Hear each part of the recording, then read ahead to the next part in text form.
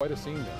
Yeah, I saw a video of those fish going across the road, making their way across when there was water on it, right. and left stranded there. Bad news is that more rain could be on the way from a system that's moving in their direction. It's looking more and more like it's going to get close enough to give them some rainfall. They don't need any, No. but they could get some additional rain, maybe 2-5 inches in some areas.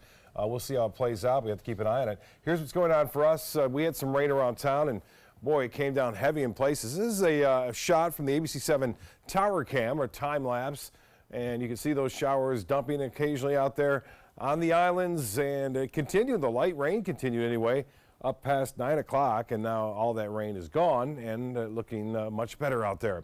Well, there were some excellent photos sent in to pics@mysuncoast.com.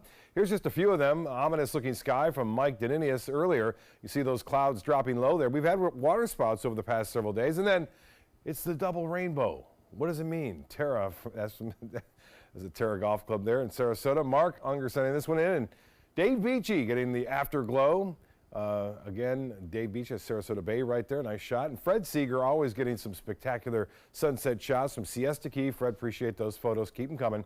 And the rain is over, as I mentioned, for the time being. It'll be back tomorrow, though. Just as simple as that. We have that easterly wind, plenty of moisture in the atmosphere, a little bit of a sea breeze expected to develop. And where the two meet, they'll have a tendency to be a little bit stronger, as we saw today with the 3 inches plus in South Sarasota County and northwestern portions of Charlotte County. So the futurecast showing the clouds and showers kind of thinning out overnight. We'll start off real nice tomorrow. For drop-off, it looks to be mostly sunny, and then we'll see an east to southeasterly wind flow. That will once again cause showers and storms to be rather intense.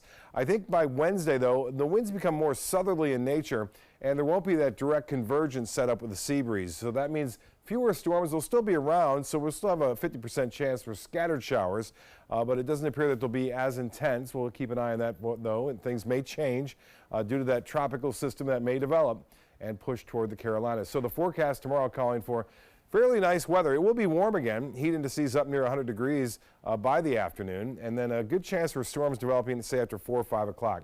Well, there it is, looking pretty impressive on the satellite imagery. Not quite symmetrical at this point, but the rain area and the high clouds here really starting to expand somewhat, and it is drifting off to the northwest, and forecast models are suggesting it'll have about a day to get its act together before some upper-level winds kind of rip it apart, but it's going to be moving off in a west-northwesterly direction. You see, a lot of those models keep it pretty close to the Carolina coast. And elsewhere, everything's pretty active in the tropics. We have the subtropical, or now the Leslie, the remnants thereof, pushing to the southwest. Another low trying to develop north of it.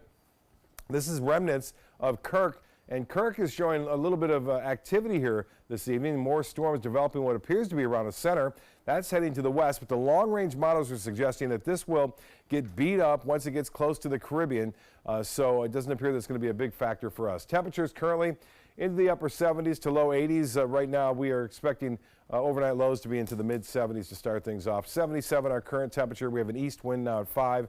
And the high today was a few degrees above average, as it will be tomorrow. And the forecast is calling for boaters, seas running less than 2 feet with a light chop in the bays and inland waters. Seas running 1 to 2 feet, and those winds will switch around to the southwest in the afternoon.